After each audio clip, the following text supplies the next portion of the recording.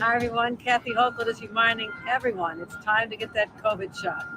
I know a lot of us want to forget about COVID. We all know somebody who's contracted it and not feeling good these days, so here's how we prevent it. Just stop by your local drugstore, your pharmacy, your own provider. Get the shot now. Every year you should be thinking about getting that. It doesn't take any time at all. In fact, we're going to show you how fast it is. Let's time my visit here today. Let's get started. Nice to meet you. Nice to see you. Hi. Welcome in, Governor. How are you? Nice to see you. Great to see you as well. Welcome in. Thank you. Here for your vaccine today? Yes, I am. All right, okay. Thank you. You'll just see the pharmacist Danielle here. She'll help you around here. All right. Thank you. Nah. Hi, Governor Hochul. My name is Danielle. Hi, Danielle. How are you? I'm good, thank you. Hi, Danielle. A How lot are? of these or not so Oh, many? yeah, we're doing plenty, which is great because we want to protect our community. Yes, we do. How does it protect the community? All right. Word of advice, everybody. Wear the right clothing. It's going to go up really high on the arm. All righty, Governor? All right. Here we go. 3, 2, 1. 3. This makes me want to effing puke. Tell me when you're done. All right. Tell me when you're going to start. You're so funny, You Kathy. feel it. I didn't even feel it. Yeah, that took 3 minutes and 14 seconds. Does it take you that long to read your Thank you so recipe? much. Thank you. Thank you. There's going to be a number of disclaimers here. We are NY. There's going to be a number of disclaimers during today's episode. I'm going to disclose friendships, relationships, and detestation of vile human beings. Let's start with the detestation of vile human beings. In as much as I know Kathy Hochul from policy, from demeanor, from the internet, she's a loathsome person who as far as I'm concerned, given the fact that she is now in 2024 pushing that thing, whatever we want to call it, at the risk of quoting a doctor from Canada and getting in trouble with the CommuTube, what was qualified as a therapeutic at best, pushing that now in 2024 and then repeating the now confirmed lies, disinformation as relates to that particular medical intervention. She's a disgusting human being, pushing that on 6 months old and up. It's ironic because I just showed that clip of her yesterday talking about, I know it's young, go get your 6-month-old jippy jabbed. You don't want them in a cold, dark room after they've been ripped away from their parents because the parents didn't want to get them the jippy jab. She's a pharmaceutical prostitute. She is a pharma whore. Like, you got your war whores and then you got your pharma whores. She's out now 4 years in, pushing that pharmaceutical product. But all that to say, when you hate somebody, and especially when you hate somebody, you want to make sure that you don't share something that is untrue about them because you're blinded by your hatred to the point where you're looking for your confirmation bias and thinking you found it. This was the first video I saw yesterday of this particular jibby jab promotion. They should not be allowed to promote pharmaceuticals, period. Especially politicians, unless she is a registered lobbyist for the pharma company, which I think she is. Maybe not she's an unregistered lobbyist. This was the first video I saw. Look. Hi, everyone. Kathy Hochul is reminding everyone it's time to get that COVID shot. I know a lot of us want to forget about COVID. We all know somebody who's contracted it. You and see not what's going feeling on with good these the days, so what they here's how call we the prevent Pfizer it. eye? Just stop by your local. All right, so I see that video, and in as much as I'm inclined to loathe Kathy Hochul for all of the right reasons, I say this is weird.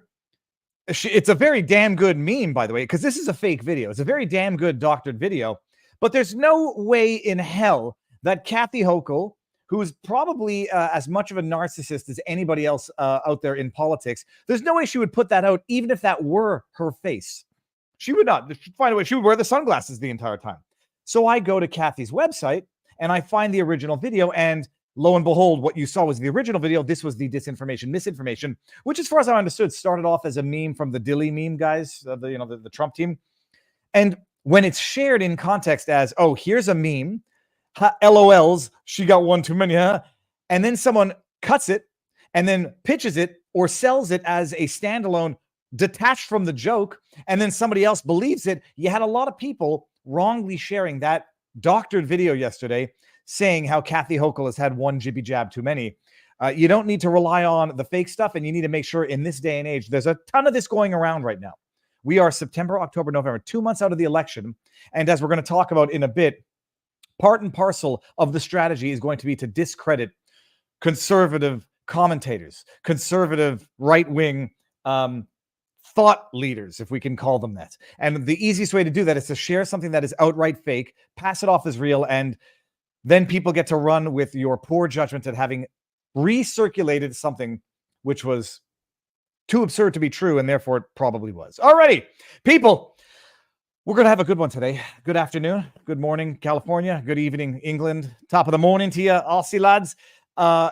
Megan Fox, if you don't know who it is, it's not the Megan Fox, so don't anybody get, there's so many jokes in there that when you Google Megan Fox, there are two Megan Foxes, prominent Megan Foxes.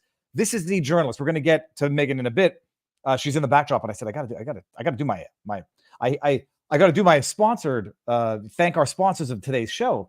Got to make sure that none of them are Russian-based sponsors. We can't have that now. That's going to be, we're talking about it, people. I read the indictment. It's a load of crap. Everybody knows it's a load of crap. But before we even get into any of that, peeps, the sponsors of today's shows, it's going to be financial-based sponsors today because we're living in a very, very, dangerous time. Inflation. We need to make sure that we have our butts covered, and people are having financial problems, and we need to make sure about that we can help and take care of ourselves. American financing, people. Do you get stressed because your monthly income just doesn't seem to cover the bills anymore, as I think a lot of people do under Bidenomics? Well, you're not alone. Most Americans feel this way. Everything is still ridiculously expensive, and we're reaching more and more for credit cards to cover basic needs like childcare, insurance, power, and food. It's tough. If you're feeling this way, you need to call our friends at the American Financing. They're helping hardworking Americans just like you tap into home equity to pay off the high interest debt and even create some additional savings to be ready whenever life throws the wrenches in the wheels of your bike, so to speak. With interest rates dropping, a company like American Financing that never charges any upfront or hidden fees is the perfect partner to help you better your financial position. The salary-based mortgage consultants are saving homeowners over $800 a month on average. Waiting is not an option. Call today. You may delay 2 mortgage payments. 888-991-9788. That's 888-991-9788. Or visit AmericanFinancing.com/Viva, or I should say / sounds a little violent. And everybody, once you're done paying off your high credit card, there's 2 sets of sponsors here. One is save money, and the other is invest.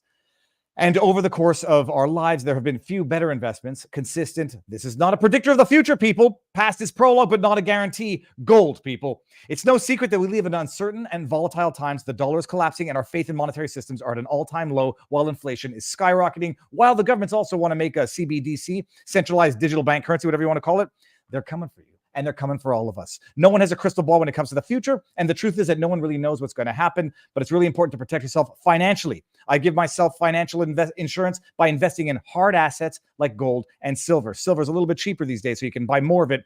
Feel like Ricardo Montalban, like Scrooge McDuck. You can go dive into your silver coins, a lot more cost effective than gold. Historically, gold and silver have been the safest investments, and it allows me to hedge my bets against runaway inflation. I urge you to take a closer look at protecting yourselves and your investments. I personally trust my friends at Monetary Gold. They're legit. They'll take care of you. You can move your IRA into gold and silver. Just tell them I sent you. For a limited time, they're giving up to $5,000 of free gold and silver for qualified purchases. Sleep well at night knowing you're protected. Give Monetary Gold a call.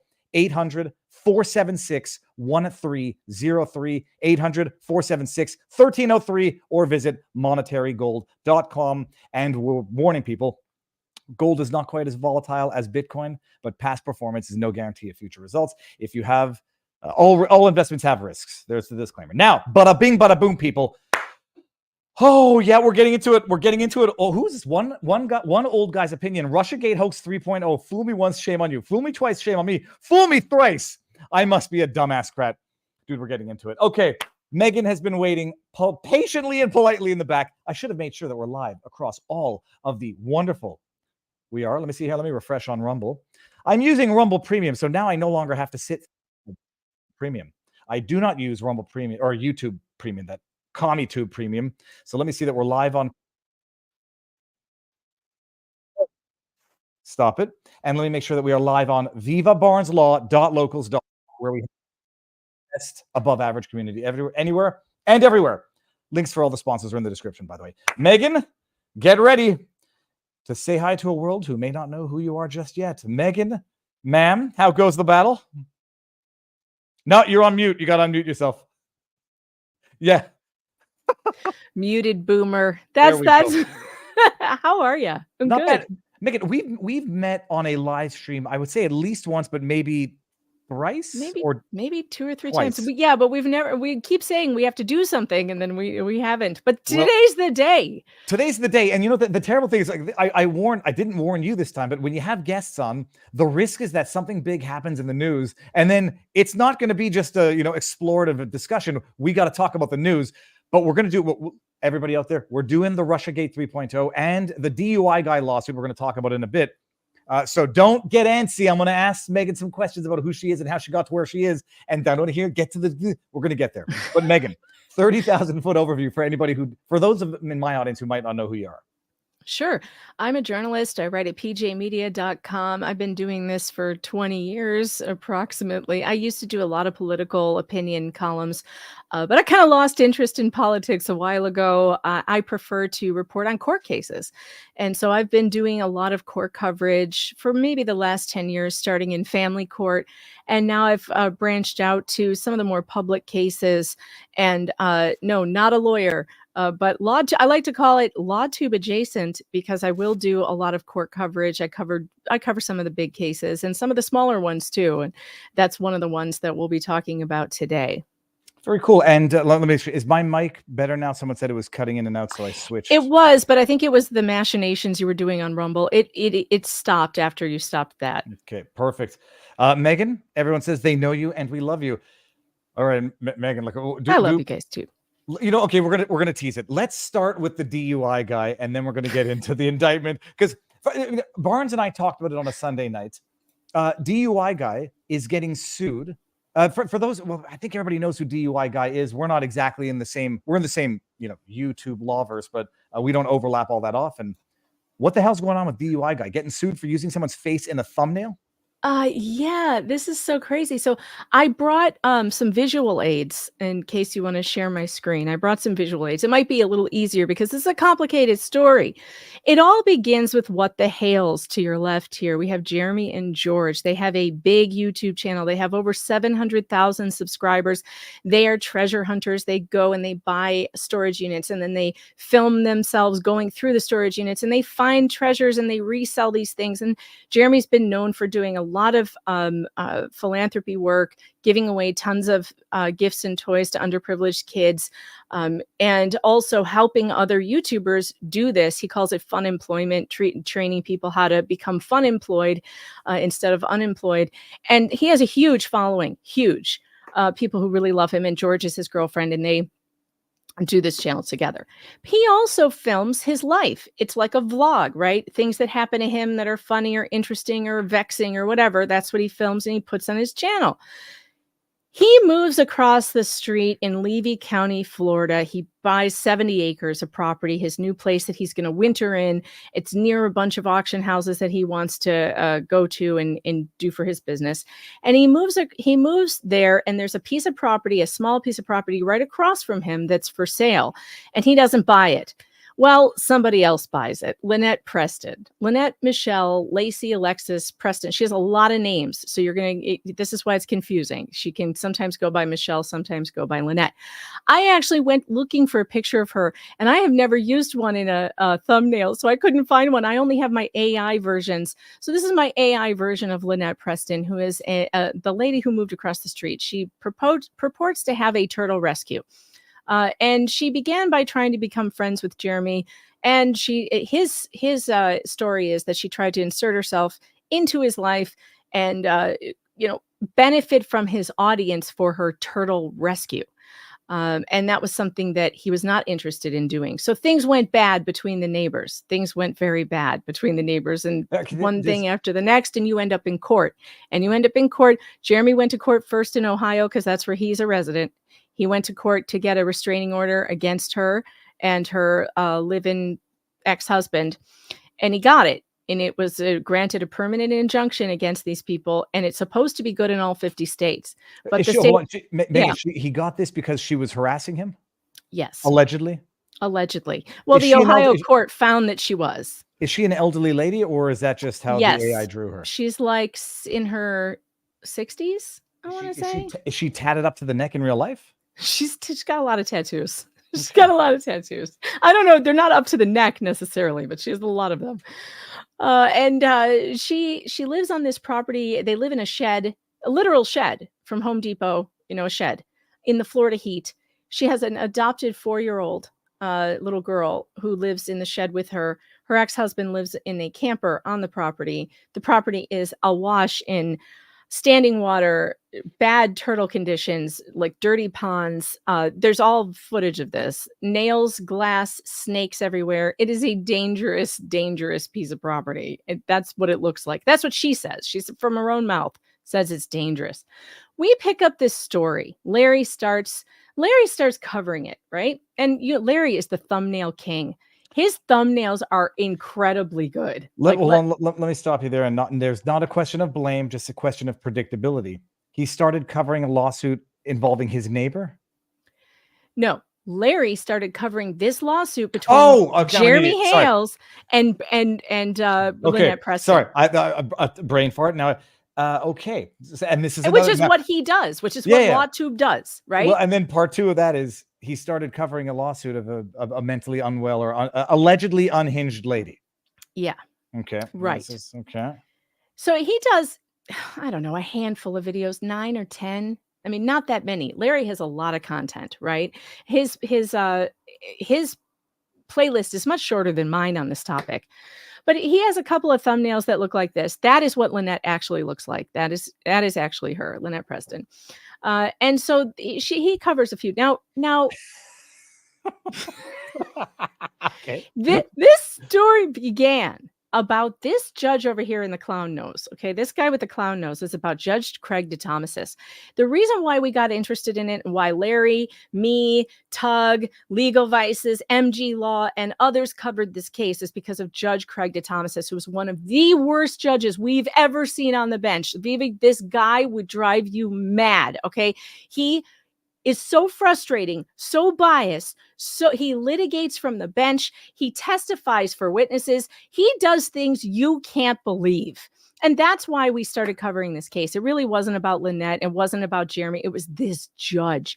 This judge gives her a temporary injunction against Jeremy Hales without ever hearing Jeremy Hales's explanation or response.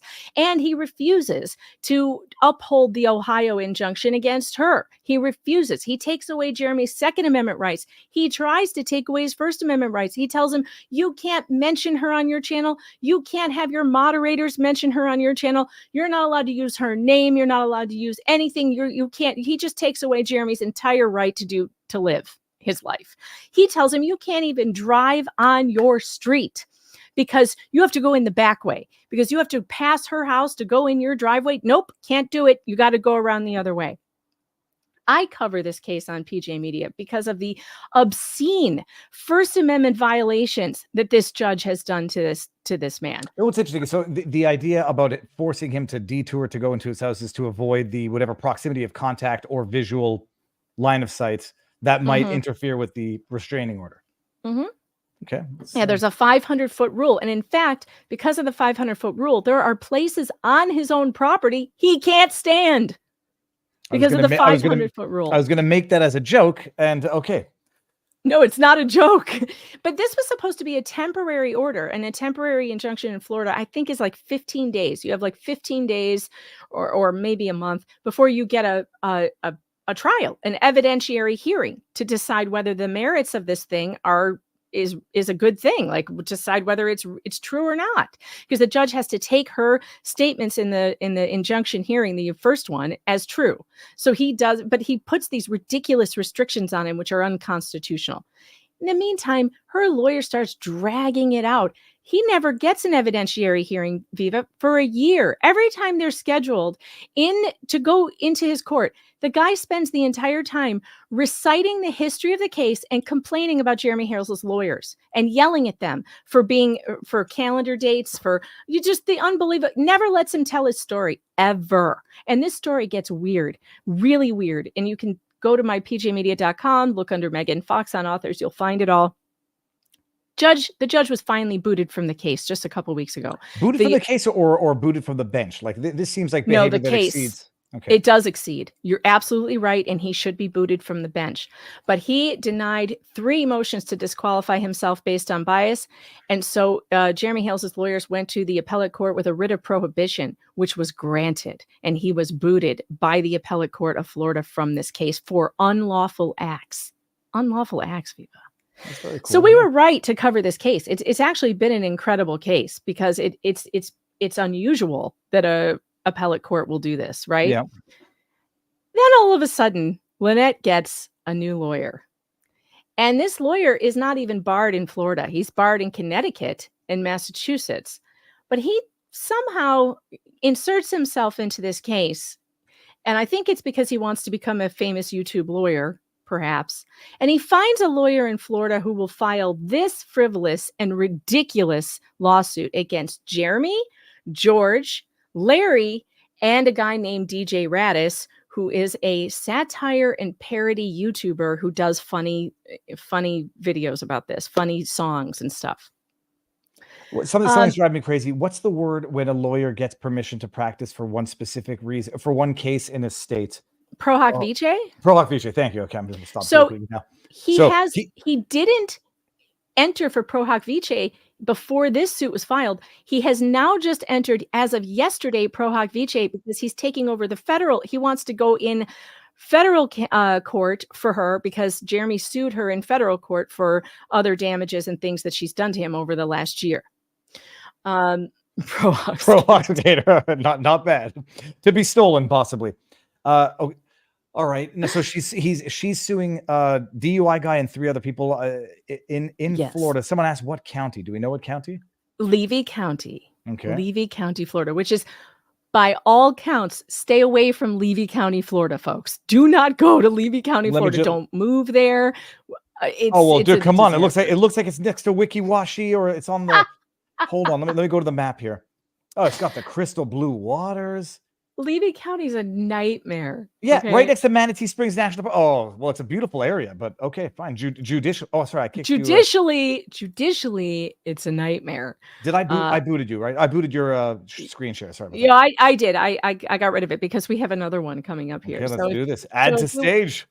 Here we go. Complaint for injunction and damages under Florida statute 540.08. While you talk about this, I'm just going to go. Yeah, please. I was just going to say I didn't get a chance to copy and paste the law, but that's going to be very important as we go through this. Florida statute 540.08. So do you want to read through the whole thing, or do you want me to just no, we'll do an overview. But the bottom line, he's in trouble for using her face and likeness on thumbnails. Do they allege anything else in terms of No, not for Jeremy and George, they do. And in Jeremy and George's case, they are saying that the YouTube, and this is interesting too, that his YouTube channel has created a fake fabricated reality drama using Lynette Preston as a character without her permission and without giving her royalties. So they want royalties. let me let that sink in. Okay, I'll give her one compliment. This is creative. Because it's an interesting thing if you do. I mean, it's an interesting argument in terms of like being deviously creative and maliciously creative, and it'll give good ideas to bad people to do the same if this has the slightest chance of success. Okay, and by the way, the section 540-8, 540.08, unauthorized publication of name or likeness. No person shall print, display, or otherwise publicly use for purposes of trade or for commercial use the name, portrait, yada, yada, yada. I presume that there's an exception in here for newsworthy events. There is an exception. Go to the exceptions. And see here. Strangely, he left them out of this. The person who wrote this, who I believe is Bruce, the guy from Connecticut, not from Florida, wrote it, I believe. That's my belief. And that Scott Stark, the guy who filed it, I think is different. I think that Bruce worked on this either with him, or he says he's Lynette Preston's counsel, but he's not named on any of these things yet. It's a very strange situation. The world is filled with crazy people, and they can use the legal system. And so, the funny thing is, we're not going to segue in just yet, but you got individual crazy people who use and abuse of the system, like this lady here. And then you get your institutionalized elected psychopaths who use and abuse of the system, like we see on all levels against bigger figures. And they just use and abuse of the system in different ways. Okay, so all right, sorry. So carry on here. All right. So the theme, they say that the theme of this false reality drama is bad neighbors. Now, they're claiming that it was based on the false premise that these two stalked Jeremy and George to Otter Creek, although they have emails and statements from her, prior statements that literally say, I moved there because I knew Jeremy Hales was moving across the street and my property would be worth more money. Okay, so these are written statements that she made. And she's changed her story a lot of times. So it would be my contention if I were fighting this to say she chose to insert herself in the life of a YouTuber she knew filmed his life. So she was taking the risk that she would be in his videos by being in close proximity and inserting herself into his life in the first place. She was a fan. She watched the channel. She knew what it was all about. She walked into it willingly, if you ask me. So anyway, they're saying that they've published and displayed her image in the thumbnails for approximately 125 public videos as of the date without her consent. They are also claiming that those videos get more views than his other videos. I don't think that's true when you actually look at so that's disputable too, because you can tell that there's other things that get just as many views on his channels, including like his storage unit stuff. And so, yes, this is all about the images. And now he's saying that Florida Statute 540-08 provides that when a person's likeness is used without their consent, they may bring an action to enjoin their unauthorized use and recover for loss or injury, including reasonable royalties and damages. Now, I believe that this law is written for like selling products with your face on it, for instance, putting your face on a T-shirt, making money off your likeness or image. They're trying to say that this reporting on his neighbor and what this neighbor is doing to him constantly is somehow the same as that. I agree with you. It's creative, but I don't think I don't know. I don't know what I think about this other than. Well, so what's as far as DUI guy goes? Yeah. Okay. The So allegations let's get down against to him his. is because it is a thing I can't get my head around. I don't know if arguments have been made or if there's been any hearings yet Not yet. Okay, so adversarial hearings, but how is she not a newsworthy event or a public figure for the purposes of? I mean, how is this not getting hit with an anti-slap motion is what I'd be wondering. So yeah, in the very beginning of this, he states that the defendants are private individuals. That is false. Lynette Preston is a public figure by any stretch, by any definition. She ran for public office. That's one of the ways that Jeremy came in contact with her. There was an argument over some town hall thing. She was running for public office. She also has a 501c3. She claims she has a turtle rescue, and that turtle rescue she has solicited donations for through the media. She's gone to the media about this. She's gone to the media about her adoption of the child that she has, getting good press for herself about what a wonderful person she is because she adopted this child, and she goes to the media, she runs to them. There's tons. If you look up her name, you'll find news articles about Lynette Preston that have nothing to do with this. So even before Jeremy and her came in contact, this person was a limited purpose public person by definition of the law. So he's wrong on that. So Larry starts covering this case, and I love the way this is written. Foreman, in the guise of covering the What the Hale story. I mean, what else would he also known doing? as covering the story, all right? Right. In the guise, yeah, okay. In the guise of, and to capitalize on the stories following in the form of views and subscribers to his channel, published and displayed Miss Preston's image in his channel's video thumbnails for 9 public videos, all without obtaining her consent. 9, Viva, just 9 of them. So in comparison to Jeremy's 150, whatever, I mean, is that really anything to be worried about? Foreman's publication and use of Miss Preston's image and name has been for commercial and or advertising purposes of promoting monetized videos. Foreman has violated the statute by publishing Miss Preston's picture on video thumbnails without her consent, and by publishing and using her name and image in videos without her consent. As a result of Foreman's publication, the use of Miss Preston's image and name without her consent, she has sustained loss and injury, which of course they don't say what it is. So that's the part about against Larry. And the rest of the charges are about the same for everybody in this, except for Jeremy and George, who they're going after for this fake reality thing. And they want damages and they want royalties. But read, you must have the law up by now. Read the exception part of 540.08. Yeah, that I didn't have that. Hold on. He left out completely. He left it out Well, completely. Exceptions listed in the section. See, I don't see the exceptions here. News media. Oh, well, news media. Hold on. I'm going to go to the AI. It says news media does not apply to news media such as newspapers, magazines, books, broadcasts, or news reports if it is used in legitimate public interest and not for advertising purposes. Members of the armed forces. What do I see? I don't get the exception statute. I only get section 454.80. That's the exception right there. The news, that what you just read, that's absolutely. Oh yeah, I'm sorry here. Okay. The provision of this section shall not apply to, I could bring it up, but we don't need to. It's very small writing. Yeah. The publication, printing, display, or use of name of likeness of a person, if any, newspaper. Sorry, that's not a period. That's a piece of dirt on my computer. The person, if any newspaper, magazine, book, news, broadcast, or television, or other news medium or publication as part of any bona fide news report or presentation having a current and legitimate public interest, and where such name or likeness is not used for advertising purposes. Yeah, and I think that obviously news, a public interest story, something that has been in the news, made national news. Many people are talking about it. Not just me, not just DUI guy, like that umbrella guy.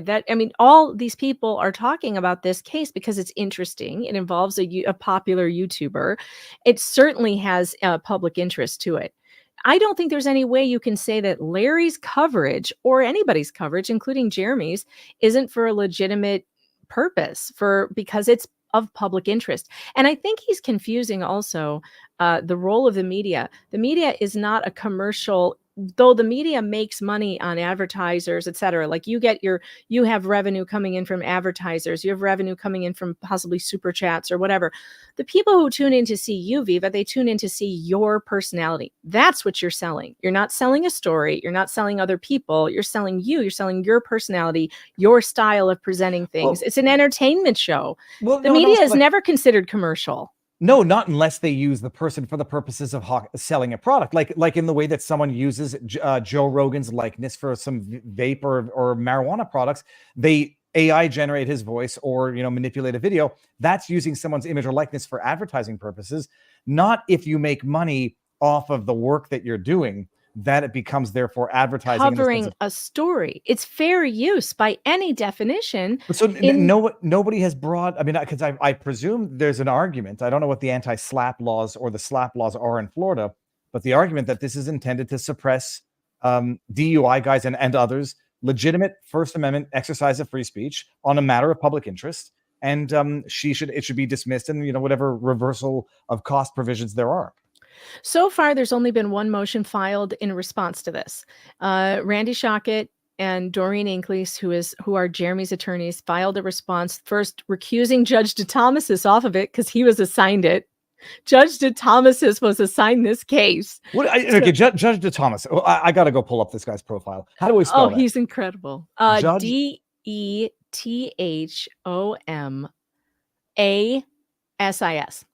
DeThomasis. Judge. Yeah, he's Greek. He's Greek.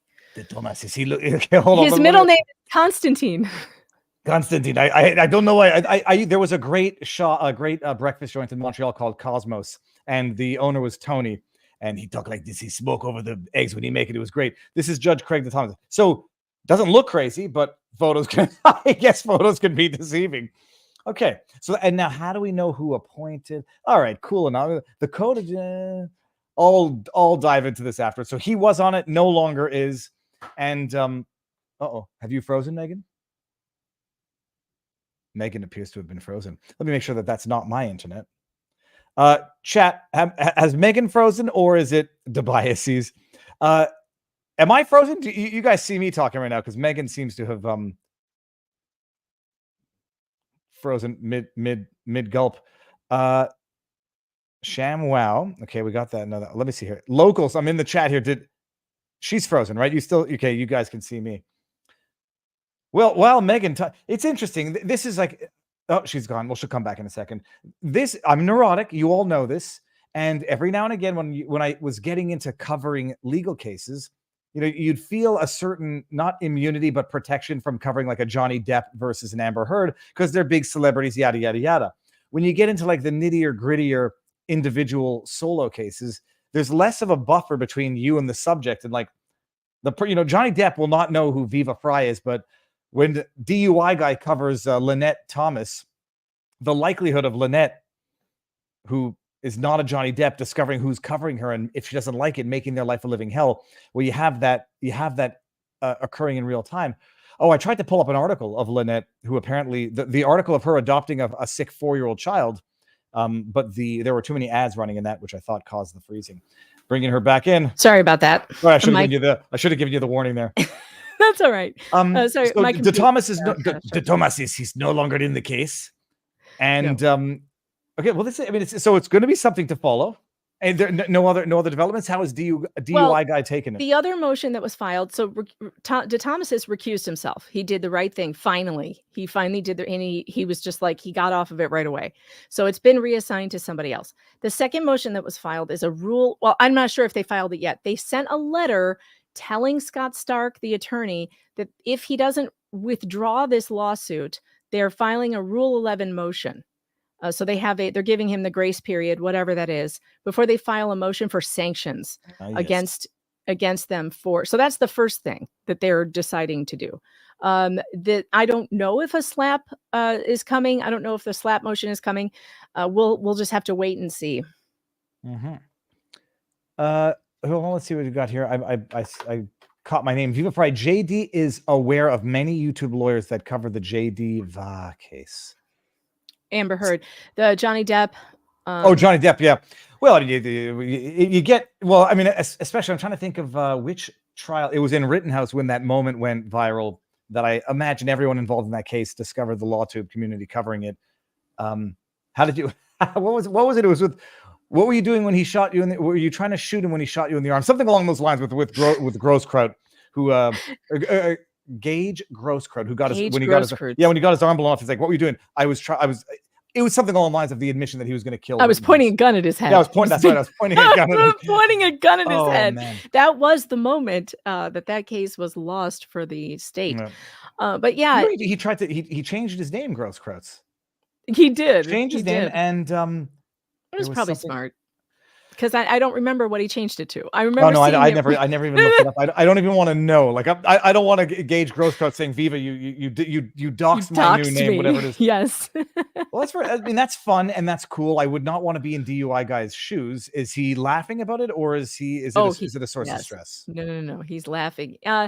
He has made some incredible videos discussing how he feels about it and how he sees it. You guys should definitely get over to DUI Guy channel. It's DUI Guy Plus on YouTube. He's made like 2 or 3 videos discussing it, and they're fantastic. Larry's funny. He and by the way, those thumbnails that I showed you, one of them had he got a letter from Bruce, the guy who we think is behind this lawsuit. Before this happened, he got a letter from him that said, take down these thumbnails that you did, or we're going to sue you. And Larry was like, I don't really feel like being sued. So he put you notice on one of them, there was like a turtle mask on her. He put stuff over her eyes so that you couldn't really make out her face. And he missed only 2 or 3 of them. He just missed them on accident, right? So he did make an attempt to make her happy. And they sued him anyway. That umbrella guy got one too. He got a letter saying, take down your thumbnails or we're going to sue you. Yeah, and he changed it to, he just decided to put Skeletor on the thumbnail instead. The road to hell is paved in good intentions. It's like when you empower the unreasonable demands in the first place, they don't stop. They just get more and more demanding. By the way, just someone said Gage Grosskraut's changed his name to Shithead. Obligatory. Don't call that dog Lifesaver. No. Call him Shithead. Good. If everybody has not yet seen the movie The Jerk, you must go watch the movie The Jerk. It's a perfect movie. It's a great movie. It's true. Megan, it's true. The crowd. I can feel the crowd itching to hear what's going on in the other realm of LawTube, YouTube, drama. Did you hear what you heard? What's going on? People were Well, segueing only into the. only from you, but you need to explain it to me. So this will be a good opportunity to explain it to people who aren't following it, because Well, I'm not. It's amazing. This is why at some point I have to check out of the not of the industry. Just check out for the day. I'm just getting ready to go to bed last night at give or take 10 o'clock, and then I forget what it was, but there was an apology. There was a tweet from Dave Rubin. There was a tweet from Tim Pool, and then I not going down the rabbit hole. Then I just find out what's going on in the news. I missed the Merrick Garland whatever press release he did. They indicted. So the bottom line, or the summary, and there's levels to this. They've indicted 2 Russian employees of RT who allegedly laundered, let's say, rounded up to $10 million through a company in Tennessee. This is what we all they're not redact, but they give the names a Canadian company, American company, yada yada. Bottom line, everybody knows who's being talked about by this point, and it's by design. When you describe things with sufficient detail, a Canadian right-wing commentator who moved to Tennessee, and so these 2 apparent RT employees, Russian television, allegedly laundered, and they're calling it laundered. That's a legal term that's going to have to be proven, but for the time being, financed the operations of this company called Tenet Media, which is Lauren Chen and her husband's company in Tennessee. Recently incorporated. They fled Canada about the same time I did. Do you know who Lauren Chen is? You've definitely seen her. She's a very insightful, call it conservative commentator. I know everybody in this story personally to greater or lesser degrees. I know Tim Pool well now. I know Dave Rubin. I know Benny Johnson. I've been on his show a few times. I met Lauren, up in Canada. We've known each other for a few years. So I call me biased. I'm inclined to think that nobody involved in this story is up to no good, but there are levels to it. So the 2 RT employees financing $10 million through Tenet to interfere in the American election to promote Russian propaganda via prominent right-wing commentators. So they have allegedly invested $10 million in Tenet. Tenet Media, who's getting the seed funding, says we're going to be a prominent right-wing commentator website. We want to get some prominent right-wing commentators. And so they contract with, they call them Commentator 1, Commentator 2, but everybody knows who they are. And they've put up public tweets now at this point. And they get paid to create content, period. The indictment, I mean, I'll pull up. Do they get paid to create content about a certain topic? Well, that's the thing. So when they're talking about interference in elections, I'll pull up my 4 highlights from the indictment. This is from the indictment, which is why it's particularly curious, where they say using multiple fake personas. This is referring to the 2 Russian peeps. Mm-hmm. The person edited, posted, and directed the posting of U.S. Company 1, which we presume is the Lauren Chen company. Many of the videos published by U.S. Company 1 contain commentary on events and issues in the United States, such as immigration, inflation, and other topics related to domestic and foreign policy. While the views expressed in the videos are not uniform, the subject matter and content of the videos are often consistent with the government of Russia's interest in amplifying U.S. domestic division in order to weaken U.S. opposition to core government and Russia interests, such as its ongoing war with Ukraine. This entire... Wait, let me get this straight. So if I think that the war in Ukraine, if I just personally think the war in Ukraine is a money dump and it's a waste of taxpayer dollars and we have no business doing it, am I a Russian disinformationist? Because, if I create a video on that, if I had happened to have taken been supported by Tenet. That would be the argument. I mean, the argument would be you're a Russian stooge if you're not taking money from Tenet. And the argument would be that you are a Russian tool or asset if you are. When does CNN get indicted for their pharma horror position, for the propaganda that they push into us from the pharmaceutical companies that are on the payroll, like literally paying CNN to exist? The pharmaceutical company, Pfizer. When do we get to indict them for that? And if that's the measure for being a Russian, it's the accusations are FARA violations, Foreign Agent Registration Act. The argument is that these 2 individuals ought to have registered as foreign agents, and there are no charges against any of the commentators who are one step removed, because they were getting paid by Tenet to create content with no editorial control or oversight by Tenet. So they got to create the content that they wanted. To have the opinions that they wanted, getting paid by an American company. that's with respect to the Ruben, the Tim Pool, like as if anybody could pay these people to change their opinions anyhow. It's idiotic. Where it gets a little more nebulous is when it comes to what we believe is Lauren Chen, what we believe is Tenet Media, because everybody is it's known, and then where they were getting their funding from and what they knew or thought they knew of the financiers of their operations. This is the problem. Like when money changes hands, it creates obligations, and it'll cause for accusations later on. When people say Tim Pool is a Russian stooge, he's taking Kremlin money. Well, that money that Tim Pool and others got came from an American incorporated company, as if it's up to them to go find out where that company's getting its seed funding, et cetera, et cetera. There were some sketchy allegations of like fabricated personas. This guy named Gregorian, who was the ostensible financier who apparently didn't actually exist. And these I Russian... saw that. That is weird. That is really weird. There's some weird stuff here, but the issue, we're going to get back to the allegations in a second. This is the issue to remember, is that it's brought under the FARA Act, Foreign Agents Registration Act. And I just, this is Wikipedia, and we can go to the act, but it's not, Wikipedia is not useless for everything. It's a United States law that imposes public disclosure obligations on persons representing foreign interests. It requires foreign agents, defined as individuals or entities engaged in domestic lobbying or advocacy for foreign government or organizations to register with the DOJ and disclose their relationship, et cetera, et cetera. But media doesn't lobby. Media, I mean... That's one issue. The other issue is, even if they are agents of the Putin government because they work for the state-funded RT, there was their financing of an American enterprise with no oversight, seemingly. There's some allegations that it said, hey, could you talk about this? Or, could you talk about these issues that are in the news? There are some allegations to that effect in the lawsuit, so that'll be what they hang their hat on. But it's not even clear that if they are foreign agents, that what they're doing is lobbying by financing the activities of a right-wing conservative website. I don't know that. Is it though? I don't think. I mean, I would argue that it's not. But who the hell knows how this law is getting bastardized? They're not lobbying policy. That is really stretching the definition of lobbying. I mean, lobbying is going to lawmakers and trying to change laws.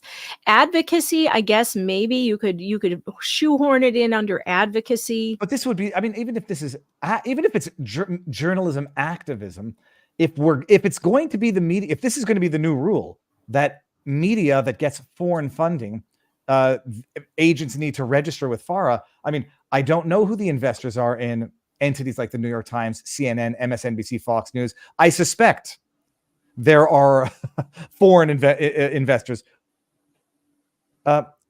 You're a lawyer. Why are you reading Wiki instead of the statute? Because when it comes to summarizing laws, they're summarizing the statute. That's why. When it comes to political issues, I will approach it with skepticism, but they're doing nothing more than summarizing the statute, so it'll save a step. Our current administration is full Marxist. This is from one guy's opinions. It is a new McCarthyism. Hunter Biden is possibly more guilty of this. Well, because he was there. Yes, arguably, yeah. They're actually doing some lobbying. All right. So that's what FARA is. Everybody should know that in order to appreciate how fully preposterous this is. Not to mention, like, it's not worth nothing, or not for nothing, that this is coming from the corrupt Garland DOJ. It's RussiaGate 3.0, exactly the same way they did it in 2016, to create doubt prior to the results and to facilitate further promotion of doubt after the results. Smearing the beneficiaries of a contract that they had, Tim Pool, Dave Rubin create content and expect to get paid for it, much like journalists write articles and expect to get paid by the word. They're not agents. And they're certainly not guilty of anything other than expecting to get paid. They got paid handsomely, by the way, but get paid for their work. So that was what when I saw that allegation, where like there was no editorial oversight, it was varying degrees of content. I was like, well, then what the hell is this? But you notice how they phrase it. They just sort of leave it open. It's not to promote any specific theory. It's just, so long as they're sowing discord, then they're serving the interests of the government. Well, here's something interesting. So I just on a whim, I Googled foreign investors in American media. And I came up with, in 2017, FCC approves for the first time 100% foreign ownership of U.S. broadcast stations.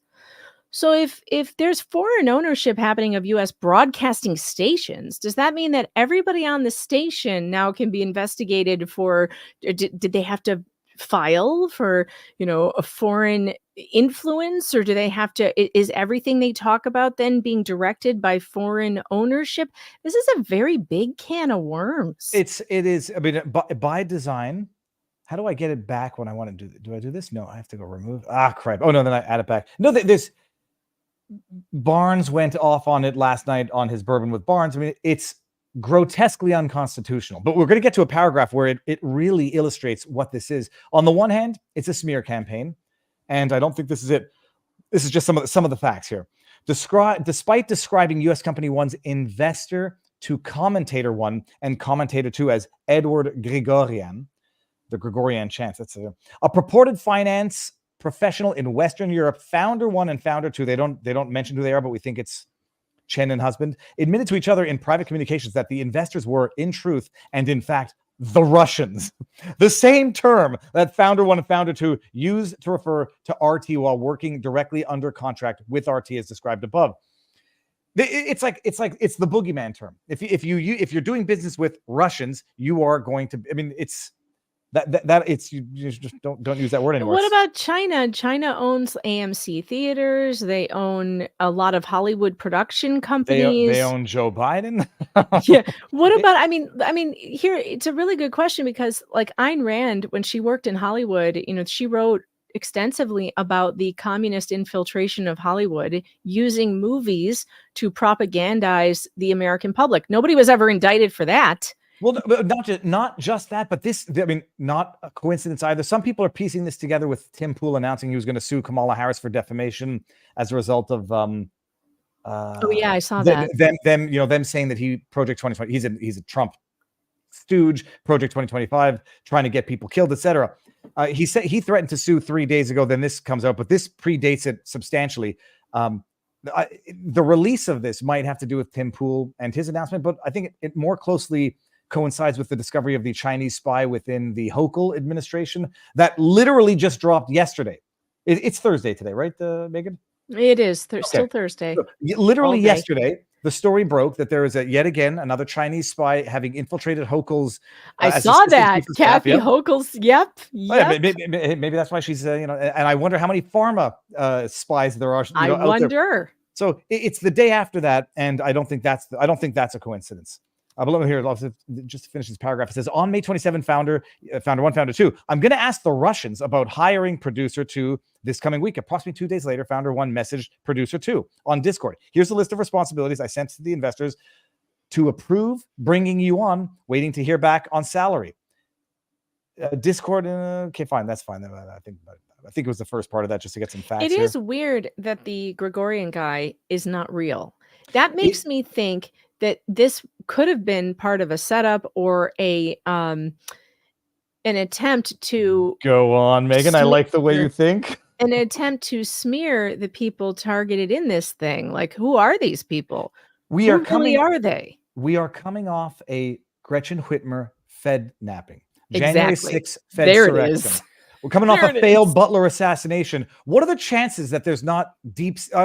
What are the chances that there's not Intel operatives on the creating end of this? Who's Gregorian? Scam? Who is Gregorian? And I mean, where did the money come from? And the two individuals at RT, they might be the useful stooges in this deeper state. Yeah, I mean, project. it's possible. It is absolutely possible to be hired by some company and be fooled by this shell company that you're doing you're being paid for one thing and they're using you for something else without your knowledge. It's very possible that can happen.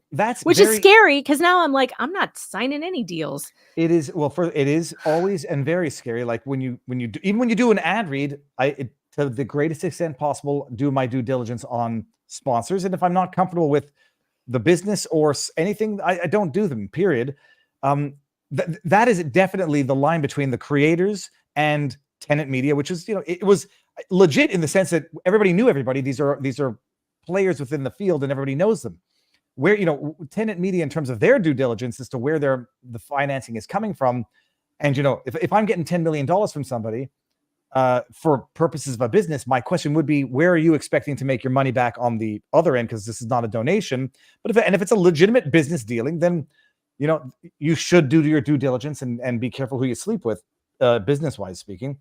But It sounded like they asked, and there's a part in here that says it sounded like they asked for this guy's identification or articles about him And to then make sure that this person was true, and they fabricated them. Yeah, no, they're doing short of traveling to meet the person in person, but then even then you don't know who the hell they said. You okay, could be meeting an actor, and also this has, you know what this smells like to me, Viva? It smells like that dossier.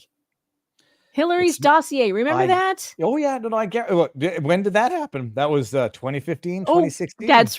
it was an election year, I do believe. And they ran with it to undermine the duly elected president afterwards as a Russian asset. Remember those 50 FBI agents that went on the record and said they were sure that the P tapes or whatever were real, and that was we got to attenuate that. What they said is that it bears the earmarks of a Russian disinformation campaign. Conveniently worded to not be what's the word, litigiously false or inculpatorily false. But yeah, I just said it bears the earmarks of a Russian. Where are they now? Where are those 50? Well, they should all be indicted as far as I'm concerned. Of course they should. If financing carte blanche commentary is election interference, what they did is exponentially worse.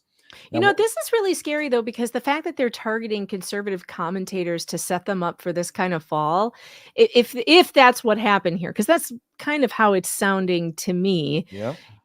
That's really scary. Like that would make me want to never work with anybody ever, like never, because Megan, how do you avoid getting caught up in something like this? Well, imagine. So I practiced for 13 years, and when you do litigation for 13 years, you're only dealing with situations where the shit has hit the fan, and you come away from it saying, I'm never getting married. I'm never going into business with anybody. I can't trust anybody. It all falls to shit. And that is the trauma. That is the lesson that you learn. And that's undoubtedly the lesson that I think is trying to be taught here.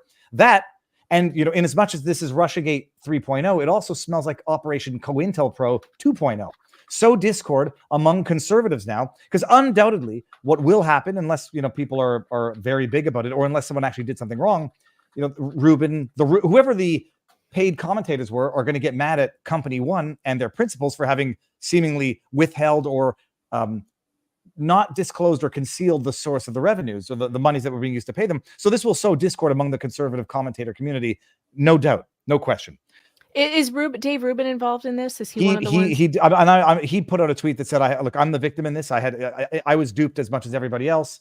Doesn't he own Locals? Yeah. He's a shareholder in Locals and Rumble.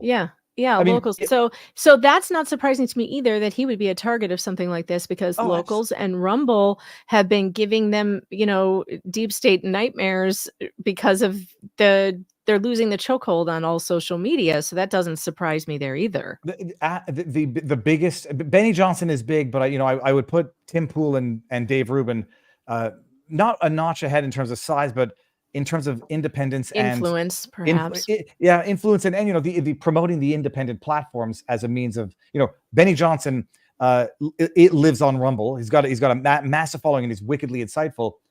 The platform Rumble and the platform Locals, I have no doubt they want to go after. Hold on, but I had another thought as you said that.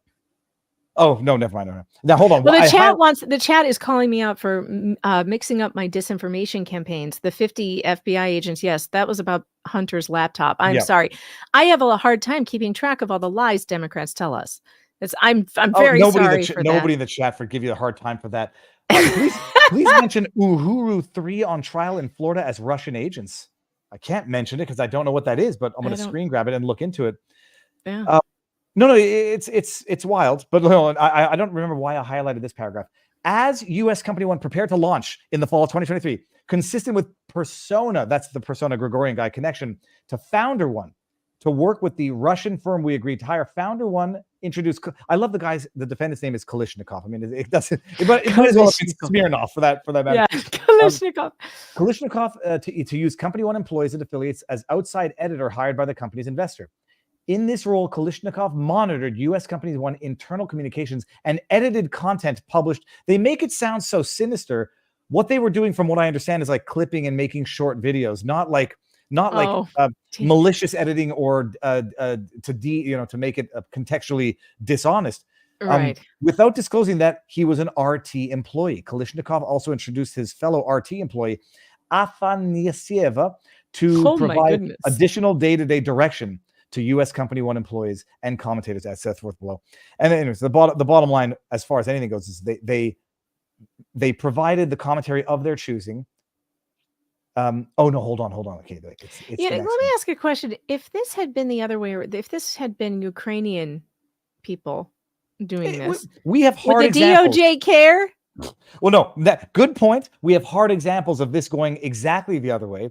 But would they care? Megan, to answer your question, no. I mean, they would not care. And this is here the reason why they do care. This is all the way down to the end of the suit. Listen to this. The next day, on or about March 23rd, 2024, Afanasyev privately messaged Founder One on Discord asking that, quote, one of our creators recorded something about the Moscow terror attack, end quote. Despite public reporting that the foreign terrorist organization ISIS had claimed responsibility for the attack, Afanasyev requested that U.S. Company One blame Ukraine and the United States, writing, I think we can focus on the Ukraine-U.S. angle. By the way, someone on the internet said, like, this is a talking indictment. Like, we're not alleging facts. We're not alleging violations of specific provisions of law. We get there at the end. This is argumentative. She says, blame Ukraine is almost an editorial perspective. What she said that's not a quote. It's not a quote. No, can we focus on the Ukraine-U.S. angle? There were a lot of people doing that. I tweeted this out earlier. Listen, the mainstream media spread fake news that ISIS claimed responsibility for the attack, yet ISIS itself never made such statements. All terrorists are now detained while they were heading to the border with Ukraine, which makes it even more suspicious why they would want to go to Ukraine to hide. This was reported. Doesn't say blame Ukraine. It doesn't say blame Ukraine. And I believe that these are facts, and they were reported on PBS as well. But when they were reported, so the bottom line, they didn't like the narrative that these commentators were promoting because it was providing another perspective that then the government's line they want you to tell. Absolutely. And if you apply, you apply this analogously to the coverage of COVID and the COVID censorship, they didn't want even true stories that could create COVID, the jibby jab, what's the word? Reluctance? What's the word when you're weary of something? Hesitancy. Yeah. That's refusal? Right. No, it was hesitancy. No. Hesitancy. They didn't want true stories that could cause hesitancy for that very reason. Here, I prefer refusnik, actually. No, that sounds too Russian. My goodness. I know. You're a refusnik. Oh my God, I'm going to be next. So don't indict me. We're all next. I mean, that's the other problem. But the bottom line, so they don't want focusing on what were either arguably or true facts that, ISIS claimed responsibility, but the argument was that typically those types of terrorist attacks are suicide attacks. The terrorists were fleeing towards Ukraine, and this was reported in PBS, but with cynicism, not with perhaps entertaining the idea. So it's freaking nuts. It's political is an understatement, and that's what's going on. But the problem is this is going to cause a lot of defensiveness. Every idiot on Twitter now and every idiot on the internet is going to say Russian stooge. I've never been on the payroll for anything, but they're going to say Viva promotes what are not the narrative of the Biden regime. He must be a Russian stooge, even though I've been on RT and I've actually criticized Putin on RT. And I'm still standing. What does that show, everybody?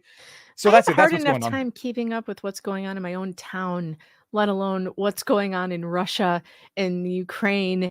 And, it's like, I don't know. Can America just focus on America's problems and not use these other countries to create this discord between people here? This is such a nothing burger. It is a nothing burger. Who cares? By the way, let's say that this is true and that the Russians are putting some propaganda into our media, which I'm sure is happening, just like the Chinese are putting propaganda into our reporting. Just like, look at Kathy Hochul had one in her cabinet or whatever, in her office.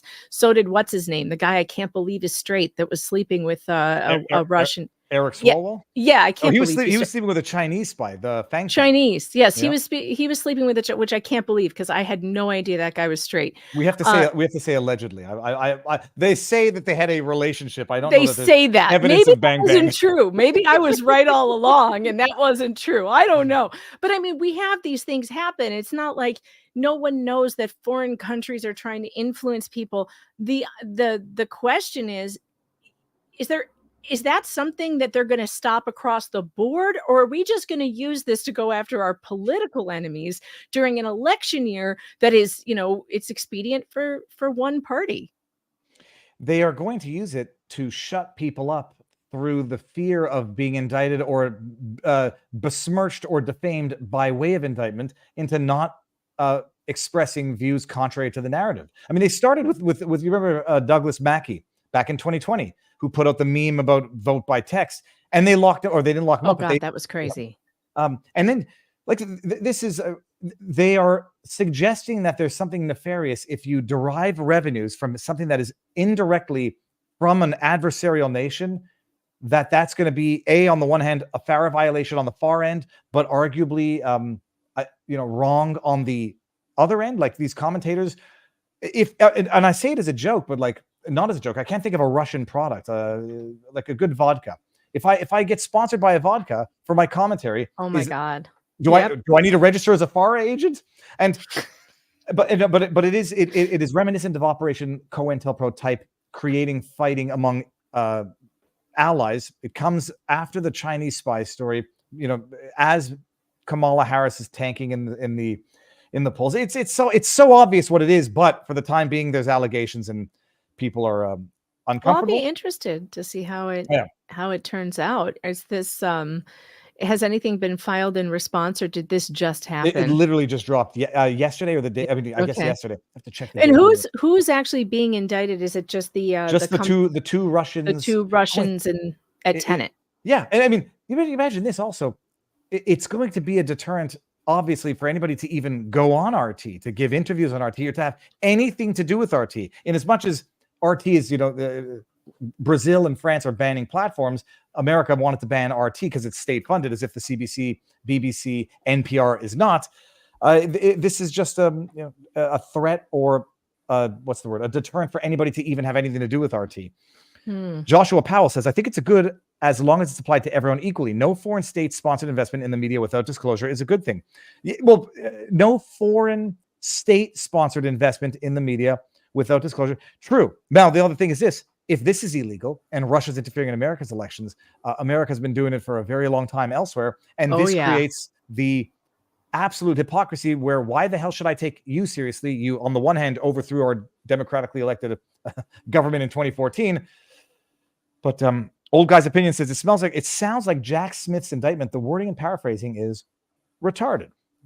It smells like a deep state operation. Easier to charge Elon Musk as a Russian stooge in Brazil. Correct. That's where they're going with all of this. They're going to try and put him in jail. Mark my words. They're going to try to indict him on something. Oh, for sure. This is it. Kimmy Hunt. The New York Times is owned by Mexican Carlos Slim. Are they registered under FARA? This is the thing. If this is how we're going to play, then we're going to have to play equally across the board. What I'm concerned about, though, is that that is not what's going to happen, as we have seen with going after Donald Trump relentlessly. The Republicans never put Democrats in jail. They don't go after them, at least not that I've seen anybody going after them in a political witch hunt the way we've seen with Donald Trump. It won't be returned. It will not. And not that the right or the conservatives have anything to do with Russian disinformation or anything like that. But I mean, I see it always on the Democrats are always doing this to conservatives, and there's no answer. No, and I was listening to Trump, I forget on which podcast. I don't think it was the Lex Friedman, but he was talking about it. You're like, yeah, when I got into office, I said it would look ugly to go after the former president's wife and to lock her up, in as much as she deserved it. And so we didn't do it.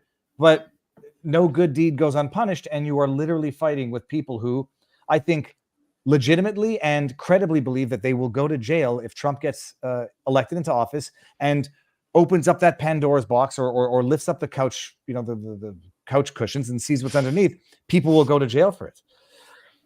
Hold on one second, Megan, if I may bring this one up. You're going to see my ugly face here for a second. But we got Biltong in the house on Rumble, who says, good afternoon from Anton's. Biltong is one of the most protein-dense foods in the world, packed with vitamin B12, zinc, iron, creatine, and more. Need a healthy snack? Get yours at BiltongUSA.com. Viva 10, or for 10% off. If you never tasted it, Megan, you have to taste it. It's delicious. It's like prosciutto, but made out of beef. And it's made in Roanoke, Texas. Biltong had he had his run-ins with the bureaucrat tyrants over in Roanoke who said he can't have a bookshelf or an outdoor table or a barbecue in Texas. What? Yeah, they made him take it down, gave him no more barbecuing meat because you don't have that permit, and no bookshelf and no Oh table God, outside. I 'cause hate the people can't sit government. there. Are we allowed to say that still? I hate the government. For the time being. What else was going on in the news today? There was something fun. There. Oh no. Okay. Well, there's bad news. There's Okay. There was some fun-ish stuff with Kamala and what's coming up with the debate. No, my dog's gonna take a dump as I'm looking at her. You're not gonna do it. She's doing it right now. Megan, if you don't know, I got a paralyzed puggle who she slides her disgusting butt across the ground and occasionally evacuates her bowel. Let's get. Okay, That's going to be fun in the studio right now. Oh well, it's. Give me 1 second. Hold on. He'll be right back. There is an emergency in the studio. Let's see. Let me look at that. So, Does Megan, anybody go to the Drudge Report? When he said what's in the news, I immediately thought, well, I guess I could check the Drudge Report, but we all know that that's crap now. Well, you know what's funny? Barnes, Robert Barnes, my partner-in-law, he says, Love you want to know what the propaganda narrative of the day is? Go read Drudge Report and then bet on or predict the exact opposite. What's on the Drudge Report? Well, the top story is Lichtman hands White House keys to Harris video. He explains. I don't even know what that means. Okay, Andrew Lichtman. It's Andrew Lichtman. This is the jackass who purports to have predicted 90% of the election winners for the last 22 years. This is the beautiful thing about when you say A and not A at any given point in time. His name is Lichtman, which is a very unfortunate name. I can lick my own balls. That's from dodgeball people. No, but so he sells himself as having predicted 90% of the election results or the presidential results over the last 20 years.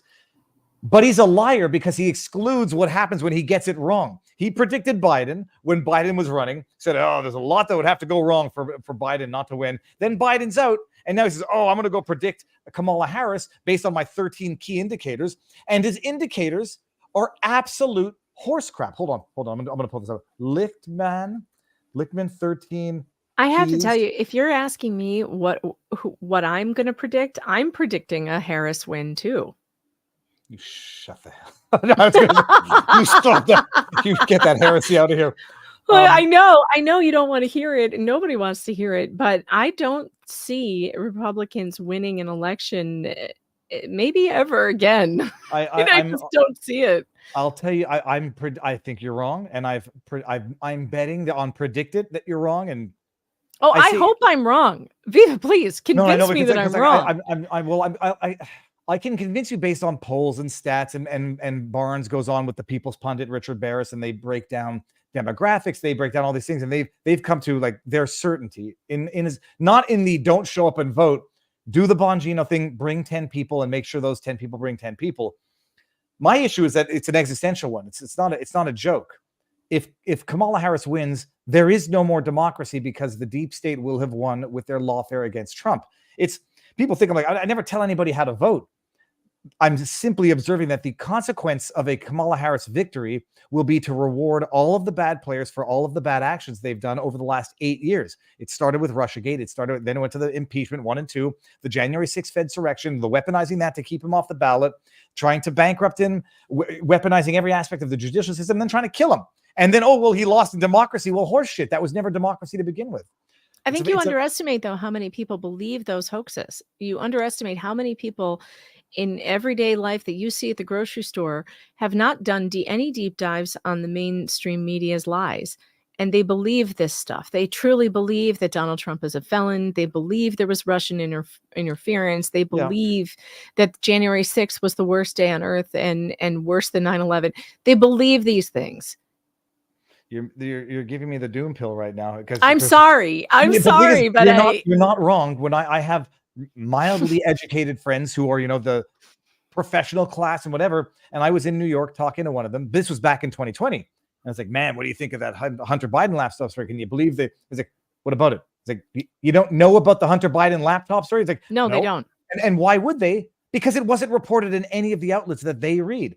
Right. And so, but I like to believe that things are radically, you know what? I'll white pill you back. you're wrong because things are wildly different now. You've got Elon Musk. It's not the biggest platform on earth, but it's one of them with amazing reach. And he's gone to the dark side, that it being the light side. So you got Elon, which is different this time around. You've got something of a unity ticket with RFK, Tulsi Gabbard. I think you have even some awakening in the left-wing media. You've got Telegram, which is the biggest social media platform on earth now, though not American as much as maybe Twitter. So I think that there's a bunch of bigger, what's the word I'm looking for? Bigger, not players, but bigger movements at play that didn't exist in 2020. And in 2016, they just weren't prepared for the anomaly. So am I talking myself into it? I want to go back to the chat and see. I got to tell you, I think Trump made a big mistake. And I think that he had a way to win with certainty, and he didn't take it. And that was to choose RFK Jr. as his running mate. And instead, and really be the unity ticket. Instead, he chose JD Vance. I have nothing against JD Vance, but as a person who has a lot of audience members from the other side, JD Vance does nothing for them. It makes them hate Republicans even more. If he had chosen RFK Jr., an avowed leftist, and a guy from the other side who is ready to put some of that stuff aside to say, we have to save this country and do these certain things. And I agree with Donald Trump.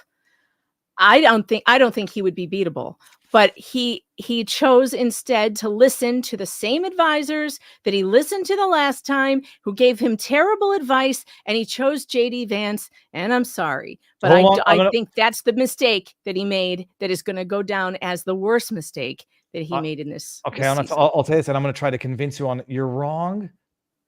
Your opinion is predicated on a factual error, which is that his advisors were telling him to pick JD Vance. I happen to think and firmly believe that they were telling him to pick something more along the lines of a Nikki Haley than a JD Vance, and that it was only after the assassination that he said, I'm going with a JD Vance, which is why all of these swampy uni-party Republicans were pissed off with the choice of JD Vance. Like, I was up at the RNC, and I was hearing rumorings of how they were lobbying not to have JD Vance, and how the big money. I know those people don't like him either. But here's the thing: the Tulsi or RFK. I think RFK would have been the big bomb.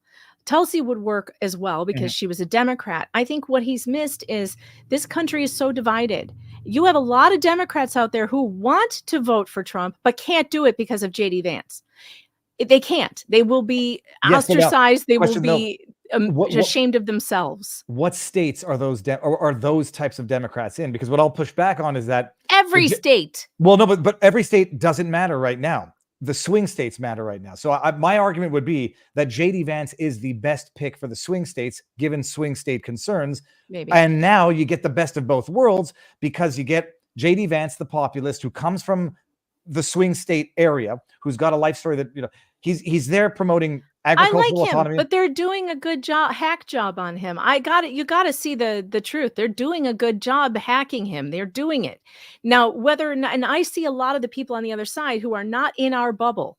My audience consists of both sides. I try not to be too political. They know what my political views are. I'm not pushing them on anybody. You vote your conscience. I may not even vote this year. I don't give a shit anymore. I'm done with this entire thing. But I see the other people on the side, and I hear what they're saying. I hear them, and they're not in our bubble, and they don't like him. Well, but I'll tell you, I think, well, you're not wrong in that they don't, but I think the they that don't are not the they that matter, but the ones in the swing states, which is what Vance was primarily aiming for. Now, the flip side, if you put an RFK in there, I don't think that does any good for the swing states, and that might push away a lot of Republicans who, in as much as they like RFK for certain things, they dislike him for a number of other things. I think it's cool he's staying on in the blue states, though, where it can hurt. What a brilliant idea! It's brilliant, but they're forcing him to stay on in the swing states now. They tried to keep him off in Michigan. Is that true? Yeah. Hold on, forcing him? Yeah, in Michigan, I believe. Hold on, the chat can get this faster than me. RFK forced on ballot. Yeah, they say I may vote for RFK here in New York because my vote for Trump wouldn't matter. I mean, there's such a bunch of sons of bitches. There's no other word for it. This is from NBC. So first they try to keep him off the ballot. Yeah, they and then sue to keep him off the ballot, and now he has to stay on when he wants to get off. Yeah, and then you got Mark Cuban, that boot-licking sycophant on Twitter saying, well, I mean, why would he have? It's not fair to let him off when he fought to get on. It's like, F you. The RFK won't be able to remove himself from ballots in Michigan and Wisconsin, 2 swing states. Election officials of the 2 swing states confirmed that Kennedy's name will remain on the ballots despite his decision to drop out and back Trump. A bunch of godforsaken scoundrels. So I think terrible. No, it's terrible. But I do think that the way this played out is the best possible way. I don't think putting RFK wasn't even going to accept it, period.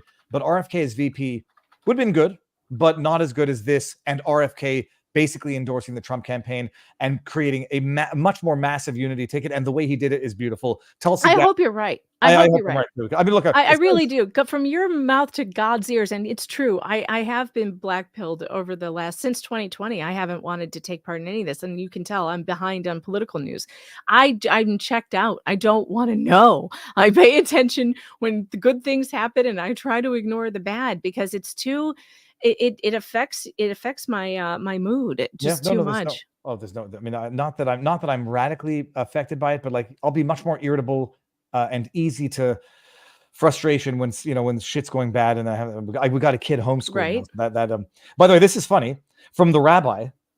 That is what I would look like if I get the hat and put on the seat. It says, Viva, you have picked a very dangerous profession for 2024. How the hell was I supposed to know? Yeah, how are we supposed to know? Get to Fairmount and get some bagels and run. Fairmount is in Montreal where they make the real Montreal bagels, and they're absolutely delicious.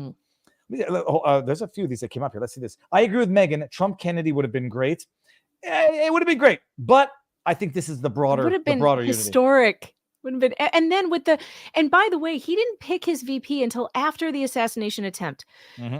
So that was the perfect time to pick RFK Jr., the guy who's been most affected by political assassinations in this race, who has a real bone to pick with the CIA and the FBI and our institutions that we don't trust anymore.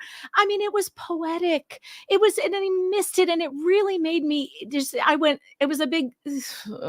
I'm happy the way it played out because, first of all, it wasn't that he picked JD after the assassination. It's that they tried to assassinate him before he had picked a VP, because that would, and 2 days before the freaking RNC. And I felt like that changed everything. And I think that whatever he had in mind going into it should have changed as well. It changed the entire mood of the country. And I don't know. I truly love RFK Jr. I think he's done so much for bringing attention to the pharmaceutical nightmare that we find ourselves in. We're living under a pharma tyranny that our government is, holding hands with pharmaceutical companies to force us to take medication we don't want, that we don't think is effective, that we now know wasn't effective, and they're still trying to force us to take it. Freaking Kathy Hochul, she makes me want to puke.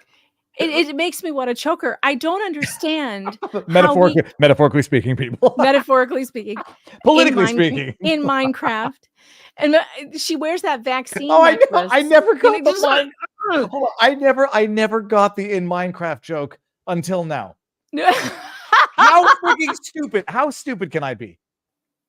Oh my! Oh well, you get it now. You get it now. And look, it just funny. I have to live in this state with her ugly mug on the TV all the time. You're in New York. I am in New York. I'm from Chicago, but I am now in New York. I've been here for the last 8 years. I moved here right when Donald Trump was elected in 2016. In November, I moved right after the election. And so I've been here for that long. And I will tell you, I was here for the 2020 pandemic, and it was a nightmare to be in New York. I'm not in New York City. I'm in Western New York. So I'm far away from the city. But it didn't matter. We were the most put upon, tyrannized people in the United States during the pandemic. And it is because of Kathy Hochul. She did things that to this day, I can't believe happened. She put bureaucrats, unelected bureaucrats, in charge of my movements, in charge of my children's movements. It was insane in New York. And I can't, I'm sorry, but that's one of the biggest things, this medical tyranny, to me, is one of the biggest issues ever. And RFK Jr. has been out on the forefront, taking all the hits on this, for a very long time. He is the only person I have ever donated money to his Children's Health Defense Fund. He's one of the only people I've ever decided to write a check to because of what he has done. And I feel that he doesn't get enough credit for that. And I was very excited that there was a chance for him to be involved like this, and maybe he will be. But Trump went back on his word in 2016. He told RFK that he would put him on a vaccine safety commission, and then he didn't because he listened to those stupid ass advisors who told him, well, you can't because he's an anti-vaxxer, and we don't want to be associated. So is he going to go back on his promise to make him a part of this as well again? No, I don't think so. I think everybody's learned a lot of lessons over the last 8 years, and Trump certainly has learned not to listen to the people who literally just tried to have him killed. You're in. I hope not. I hope that's the truth. I hope you're right. Touch wood. Megan, you know that I'm from Montreal in Quebec, where we were under curfew for 5.5 months in 2021. We couldn't leave our houses from 8 at night until like 5 in the morning without our papers. And it worked so well the first time. They did it again the next year for about a month and a half. That's crazy. It's crazy.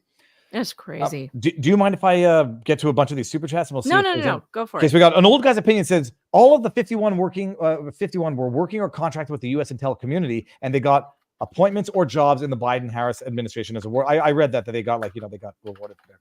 December 2016, Obama but buttresses Russia's gate on Trump by expelling 35 Russian diplomats. I remember that too, Basil. Hold on. Matt Christensen, one of the commentators, is and has been a personal and professional friend with Lauren Chen for a long time. And I know Matt. I've been Matt a couple times. I like the guy as well. You guys are overthinking this is just to scare advertisers from conservative alt media. Probably. I mean, that's definitely a fringe benefit, but I think it's much more sinister than that.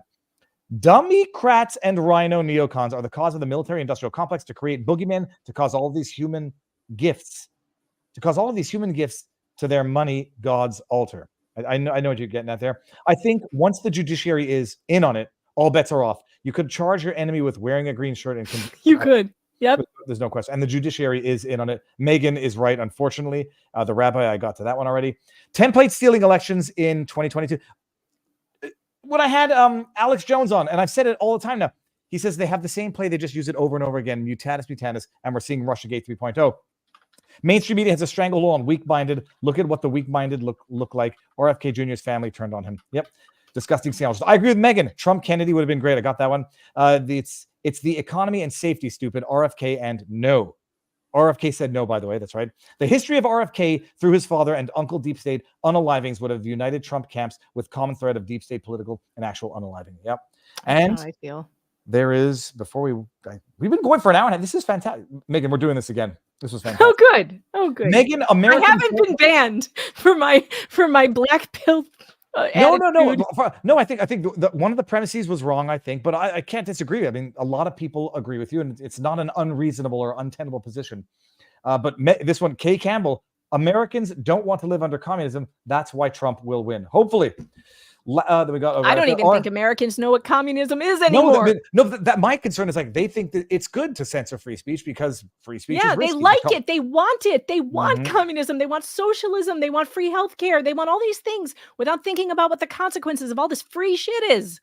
Can I say that here? Yeah, for sure. Don't worry about that. Aviva, I missed the beginning of the show, but did you see Fanny and Nathan Wade together on the police body cam when Fanny's daughter was being arrested? Oh, I did not, but I will. I saw. I can't wait for this. I loved your Fanny coverage, by the way. I watched it religiously every day. Oh no, I'm trying. I can't wait to get back into something else. That sounds gross with Fanny Willis, but I can't wait to get back into the Fanny. I can't wait for that story to start picking up again. Funny. Fani.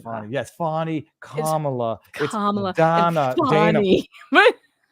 These it's because there's such a bunch of babies. When they call Trump Orange Man or 45, they take that as an insult. Nobody gives a crap if you mispronounce their name. No reasonable person actually gives a crap.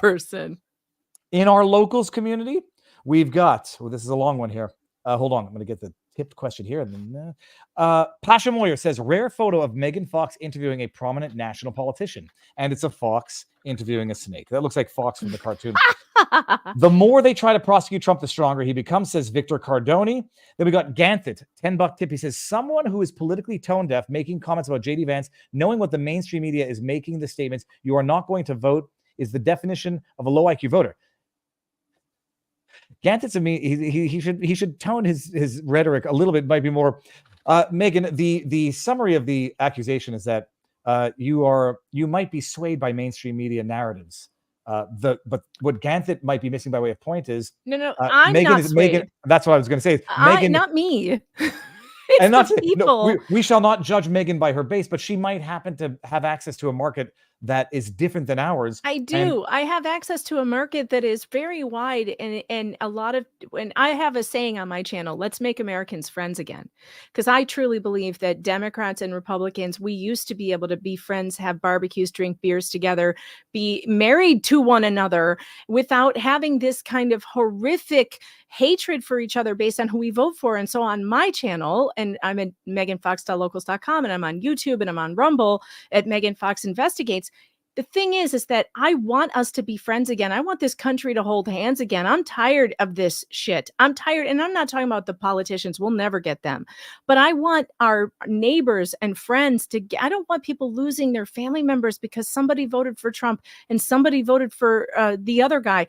It's outrageous what's happening. And the thing is that I do have access to some of these people because there's a lot of viewers that I have who come from all different political spectrums. We have Democrats, we have Republicans, we've got Green Party, we've got people who don't vote, people who really don't care about this anymore.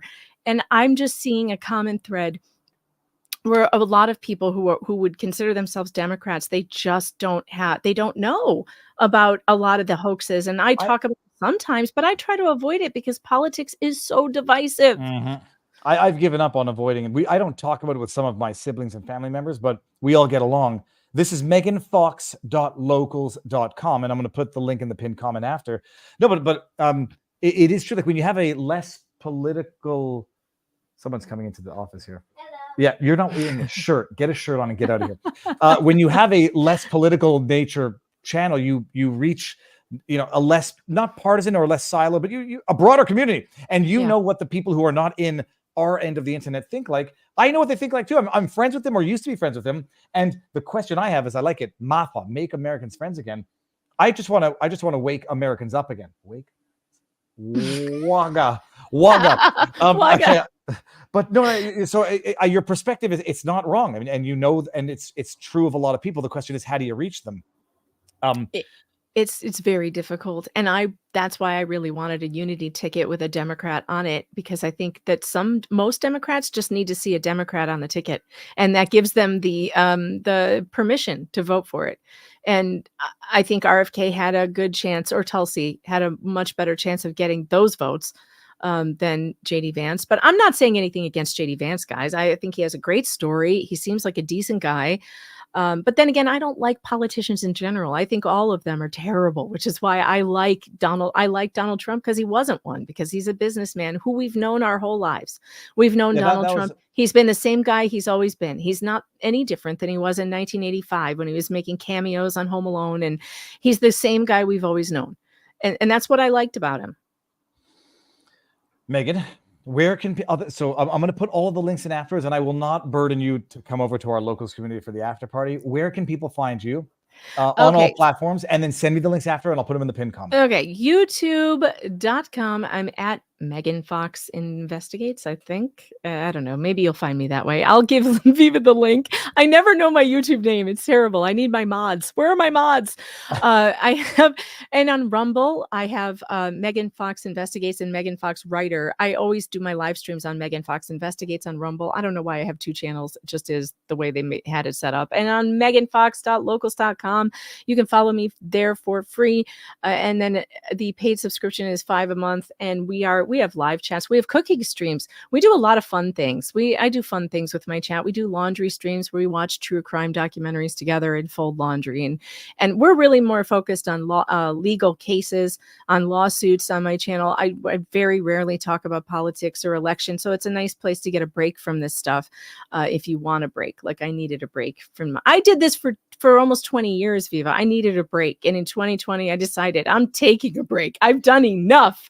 And I haven't convinced any of you, and I'm done trying. Yeah, well, it is No, I look, I avoided politics my entire life until it became unavoidable. And then I hope one day to go back to the fishing, like only fishing and maybe, sane law. But I don't think things are getting saner anytime soon.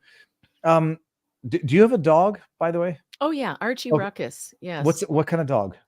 Archimedes Ruckus is a very large German Shepherd. He's 115 pounds of fur and excitement. I knew that you were not a cat woman. I knew it. I'm not.